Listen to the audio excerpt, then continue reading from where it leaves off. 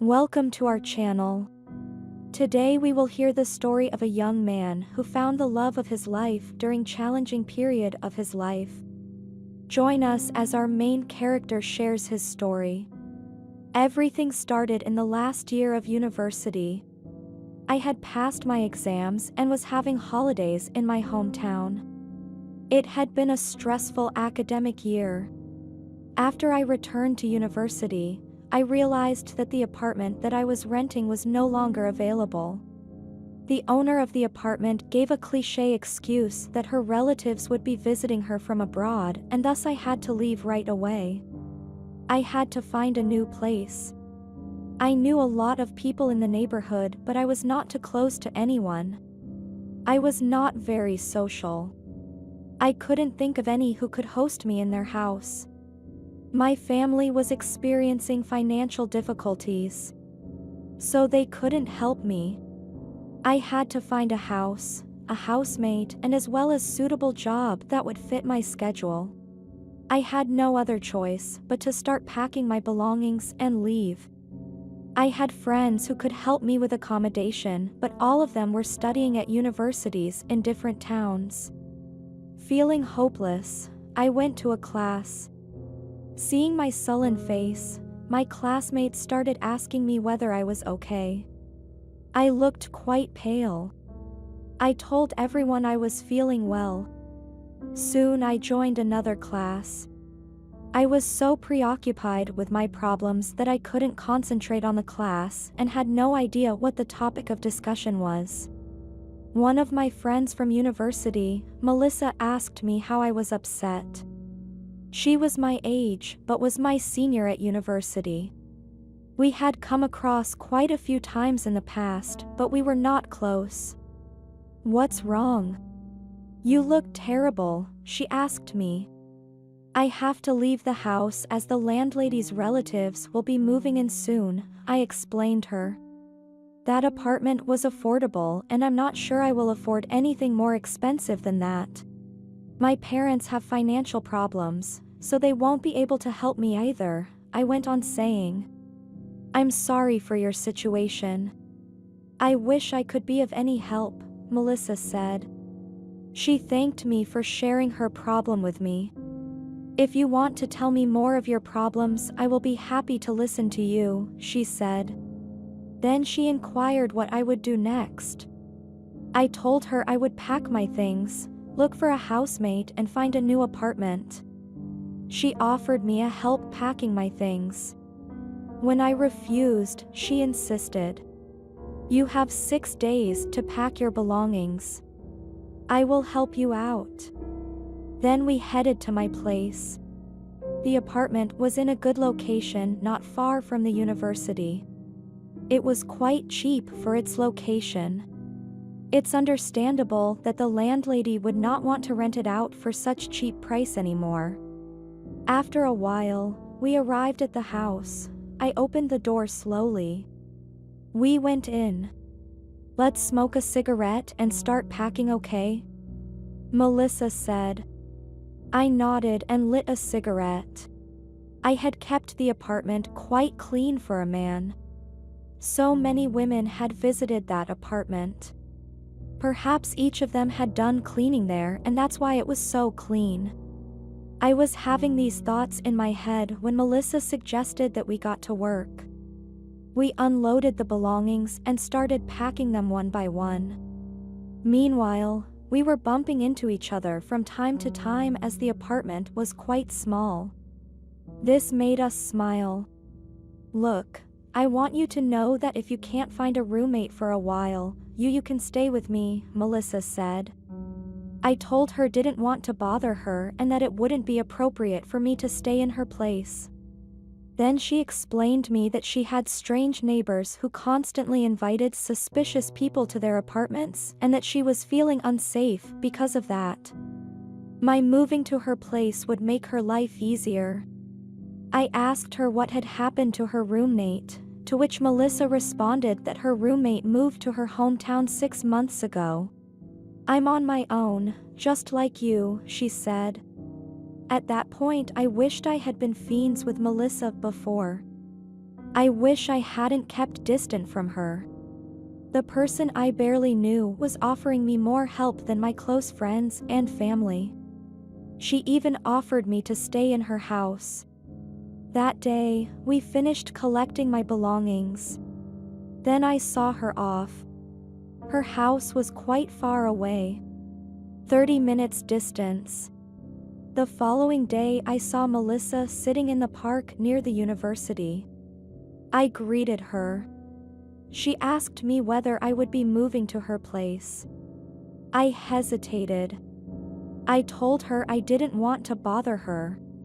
Then she told me she was intimidated by several suspicious guys in her building and that she would feel better if I moved into her place. That moment the urge to protect her overtook me. I agreed to move in. I told her to meet me after the class. I saw her waiting for me after the class.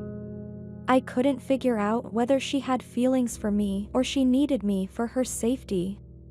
We chatted for a while. People seeing us assumed we were dating. After a while, we headed to Melissa's house. While entering Melissa's building, we saw a man with a beautiful girl next to him. But the man was staring at Melissa. At that moment, we came face to face. As we were going up the stairs, Melissa put her hand around my waist and leaned her head against my shoulder. We entered the apartment. She went in first and waited for me there. As soon as I entered the apartment, she hugged me tightly and said welcome. She had 2 rooms. She asked whether it would be okay if I slept on the sofa in the living room. I agreed and she brought a sheet, blanket and pillow. We chatted for a while. Girls have a way of bringing the subject to the subject they want to discuss. I couldn't even understand how she did it, but we ended up talking about my relationship status. She told me she saw me with a lot of girls from the university. I told her I was friends with them and there was nothing between us. She asked me why I didn't have a relationship, to which I responded that everyone I dated did not want anything serious. It was getting late. Various sounds were coming from the neighboring apartment. We laughed at these sounds. "Do you have class tomorrow?" she asked. "I do," I answered. After that she went to the kitchen and took something from the cupboard. Holding something in her hand, she was shaking it left and right. Suddenly, she was leaning her head against the door, looking straight into my eyes with her innocent eyes. "Shall we get a little drunk? We can talk about our troubles. Maybe you can tell me about the things you didn't tell me before," she said. She came up to me, put her head on my shoulder and hugged me tightly. There was something incredible about this girl. She was constantly pulling me towards her, but she was not just provoking me in the sense of sex, she was making me become attached to her. "I'm going to change, but I'll call when I'm ready. I could give you my pajamas, but you won't like them as they are pink," she said and laughed. "No need, I'm comfortable like this," I responded. After a while, the door of the bedroom opened and she invited me in. I slowly opened the door. She was sitting on the bed. She poured a glass of wine and handed it to me. She poured a glass of wine for herself as well. I was standing in front of her. I sat down just below the bed. "Let's drink to our being housemates," she said. Then Melissa offered that we make confessions. "But no lie," I said. Then Melissa went on telling me about her feelings. "Why do you think I went to the house of a guy I barely knew? Why did I offer you help? Why am I drinking with you right now? Why did I pretend to believe your words? Did you ever think about these? This all is because I love you. Do you know how much I dreamed that one day you would notice me? Why have I been hanging out with you non-stop in the past few days? I wanted to see myself in your eyes.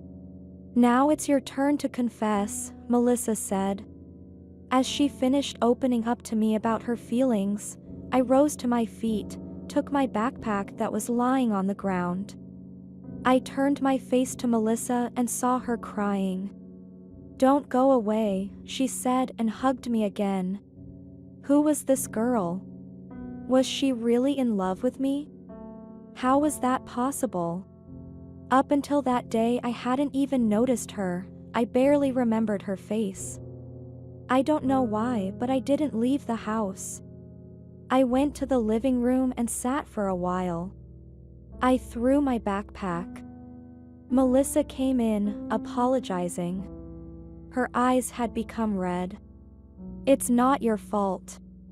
I guess I put too much pressure on you," she said and put her head on my shoulder again. She hugged me. I could feel the smell of her hair. I poured wine for us. Melissa was the only person who really loved me for who I was and did not give up on me. She was there for me in the most difficult times and was hosting me in her house. We went to bed.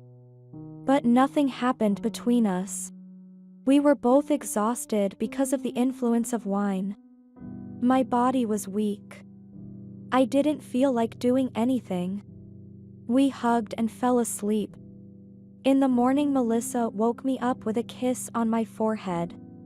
She kissed my cheeks and told me breakfast was ready. She was innocent and joyful, like a little girl. We had fun during breakfast. She was feeding me like a child. After breakfast, we went to school holding hands. Our classmates were surprised to see we were a couple. No one had expected this. Now looking back, I wonder why I didn't start dating Melissa earlier. We were so close all this time, but at the same time we were so distant. We met after the class and went home. "What is the plan for today?" Melissa asked. "There is vodka in the fridge." "Let's drink that," I said.